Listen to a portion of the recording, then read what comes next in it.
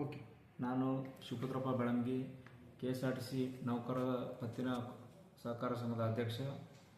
ಈ ಸಂಘದಲ್ಲಿ ಸುಮಾರು ಕಳೆದ ಒಂದು 10 ವರ್ಷಗಳಿಂದ ಏನು ಮಾಜಿ ಅಧ್ಯಕ್ಷರು ಏನು ಕಾರ್ಯನಿರ್ವಹಿಸಿದಾರ ಅವರು ಮತ್ತು ಇಲ್ಲಿ ಕೆಲಸ ಮಾಡಿದಂಥ ಕಾರ್ಯದರ್ಶಿಗಳು ಮತ್ತು ನಗದು ಗುಮಾಸ್ತರು ಸೇರಿ 3 ಜನ ಕೂಡಿಕೊಂಡು ಒಂದು ವ್ಯವಸ್ಥಿತವಾಗಿ ಈ ಬೇರೆ ನಿರ್ದೇಶಕರಿಗೆಲ್ಲ ತಿಳಿಯದಂತೆ ಸೆಲ್ಫ್ ವಿಡ್ರಾಲ್ ಮಾಡಿಕೊಂಡು ಒಂದು 3 ರಿಂದ 4 ಕೋಟಿವರೆಗೂ ಹಣವನ್ನು ಪಡಿಸಿಕೊಂಡಿರೋದು ಮೇಲ್ನೋಟಕ್ಕೆ ಕಂಡು ಬಂದಿದೆ.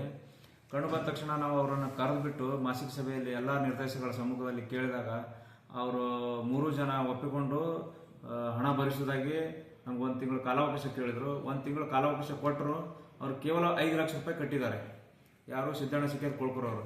ಇನ್ನುಳಿದ ಹಣ ಕಟ್ಟಪ್ಪ ಅಂದ್ರೆ ನೆಕ್ಸ್ಟ್ ಮೀಟಿಂಗ್ ಬರಲಿಲ್ಲ ಅವರು ಸಾಹೇಬರು. ಬರಲಾರ್ದಾಗ ನಾವು ಏನು ಮಾಡಿದ್ವಿ, ಎಲ್ಲ ಡೈರೆಕ್ಟರ್ಗಳ ಸಮ್ಮುಖದಲ್ಲಿ ಸಭೆ ನಡೆಸಿ ಸಭೆಯ ಠರಾವ್ ಏನಂದ್ರೆ ನಡವಳಿ ಪಾಸ್ ಮಾಡಿ ಆಲ್ರೆಡಿ ಕೋಆಪರೇಟಿವ್ ಸೊಸೈಟಿ JR ಅವರಿಗೆ ಎನ್ಕ್ವೈರಿಗೆ ಲೆಟರ್ ಕೊಟ್ಟಿದ್ದೀವಿ ಸರ್.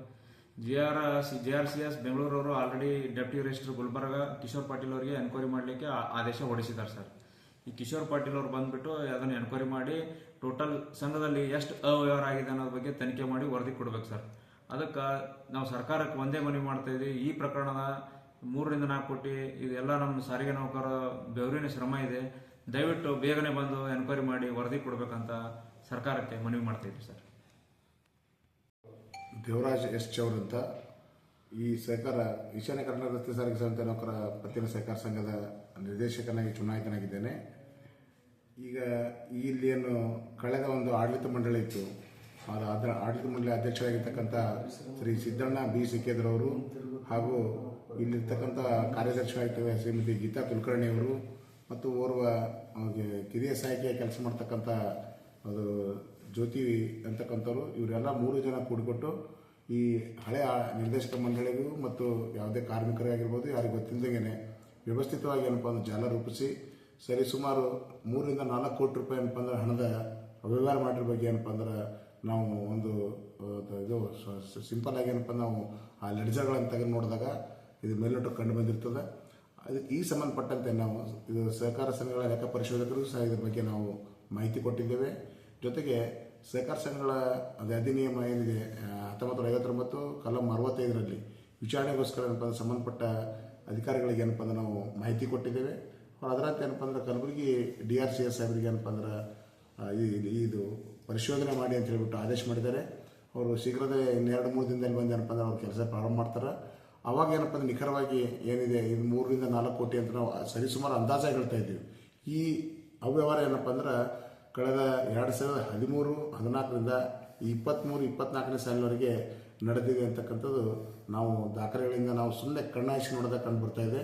ಸೊ ಆ ನಿಟ್ಟಿನಲ್ಲಿ ಏನಪ್ಪ ಅಂದ್ರೆ ಸಂಬಂಧಪಟ್ಟ ಇಲಾಖೆ ಅಧಿಕಾರಿಗಳು ಇದು ಏನಿದೆ ನಮ್ಮ ಚಾಲಕ ಮತ್ತು ನಿರ್ವಾಹಕರು ಮತ್ತು ಈ ಮೆಕ್ಯಾನಿಕ್ಸ್ ಏನು ಪಾಪ ಶ್ರಮಜೀವಿಗಳು ಅವರೆಲ್ಲ ನಮ್ಮ ಮ್ಯಾಗ ವಿಶ್ವಾಸ ಇಟ್ಟು ಏನಪ್ಪ ಅಂದ್ರೆ ಇವತ್ತಿನ ದಿವಸ ಏನಪ್ಪ ಅಂದ್ರೆ ಈ ಇದನ್ನೇನಪ್ಪ ಅಂದ್ರೆ ಆಡಳಿತ ಚೆನ್ನಾಗಿ ಮಾಡಲಿ ಅಂತಂದು ನಮ್ಗೆ ಚುನಾವಣೆಯಲ್ಲಿ ಆಶೀರ್ವಾದ ಮಾಡಿ ಕಳಿಸಿದ್ರು. ಬಟ್ ಈ ಏನು ಅವ್ಯವಹಾರ ಮಾಡಿರ್ತಕ್ಕಂಥ ವ್ಯಕ್ತಿ ಏನಿದೆ ಅಂತ ಇದು ನಮ್ಮದೇ ಪೆನಲ್ಲಿ ಇರ್ತಕ್ಕಂಥವ್ನು.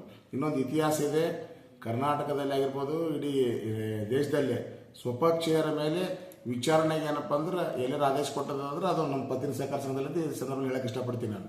ಯಾಕಂದ್ರೆ ಆ ವ್ಯಕ್ತಿ ನಮ್ಮ ಪಕ್ಷದ ಅಂದ್ರೆ ನಮ್ಮ ಪೆನಲಲ್ಲಿ ಇದ್ರೂ ಕೂಡ ಅವನು ನಿಷ್ಪಕ್ಷಪಾತವಾಗಿ ಅವನಿಗೆ ಹೇಳಿದೆವು ನಾವು, ಅಪ್ಪ ನೀನು ಎನ್ಕ್ವೈರಿಯಲ್ಲಿ ಏನಿದೆ ತಪ್ಪಪ್ಪು ಅಂತ ನೋಟಿಸ್ ಕೊಟ್ಟರು ನಮ್ಮ ಅಧ್ಯಕ್ಷರು. ಎಲ್ಲ ಪ್ರಾಮಾಣಿಕವಾಗಿ ಹೇಳಿದ್ರು ಕೂಡ ಅವ ಏನಪ್ಪ ಅಂದ್ರೆ ಯಾವುದಕ್ಕೂ ಜಗ್ದೇನೆ ಬರೀ ಒಂದು 5 ಲಕ್ಷ ರೂಪಾಯಿ ಏನೋ ಸುಮ್ಮನೆ ಮುಗಿತು ಪೋರ್ಸ್ದಂಗೆ ಏನಪ್ಪ ಕಟ್ಟಿ ಇನ್ನು ರಿಮೈನಿಂಗ್ ಏನು ಕೋಟ್ಯಾಂತರ ರೂಪಾಯಿ ಏನಪ್ಪ ಅಂದ್ರೆ ಲೂಟಿ ಹೊಡ್ಲಿಕ್ಕೆ ಪ್ರಯತ್ನ ಪಟ್ಟಿರ್ತಕ್ಕಂಥ ಲೂಟಿಕೋರ ಸಿದ್ದಣ್ಣ ಸಿಕ್ಕೇದ್ ನಮಗೇನಪ್ಪ ಅಂದ್ರೆ ಯಾಮರಿಸಿ ಇಲ್ಲಿರ್ತಕ್ಕಂಥ ಈ ಆಡಳಿತ ಏನು ಸುಸೂತ್ರವಾಗಿ ನಡೀತಕ್ಕಂಥ ಈ ಆಡಳಿತ ಏನಪ್ಪ ಅಂದ್ರೆ ಯಂತ್ರವನ್ನು ನಿಲ್ಲಿಸಿ ತನ್ನ ಒಂದು ಪಟ್ಟಭದ್ರ ಹಿತಾಸಕ್ತಿ ನಾನು ಏನಿದ್ದೀನಿ ಅಂತಕ್ಕಂಥ ತೋರಿಸ್ತಕ್ಕಂಥ ಒಂದನ್ನು ಅದು ಚಾಲೆಂಜ್ ಮಾಡಿ ನಮ್ಮೊಟ್ಟಿಗೆ ಏನಪ್ಪ ಅಂದ್ರೆ ಇನ್ನುಳಿದ ಏನು ಅಪೋಸಿಷನ್ ಇರ್ತಕ್ಕಂಥ 8 ಜನರ ನಿರ್ದೇಶಕರು, ಇದು ಈ ಸಹಕಾರ ಸಂಘ 17 ನಿರ್ದೇಶಕರ ಸಹಕಾರ ಸಂಘ. ಇಲ್ಲಿ ಸಂಖ್ಯಾಬಲ ಇರೋದು ಯಾರ ಸಂಖ್ಯಾಬಲ ಇರುತ್ತೆ ಪ್ರಜಾಪ್ರಭುತ್ವ ವ್ಯವಸ್ಥೆಯಲ್ಲಿ ನಮ್ದು ಇತ್ತು, ಅದು 9 ಬೇಕಾಗಿರೋದು ಸರ್ಕಾರಕ್ಕೆ.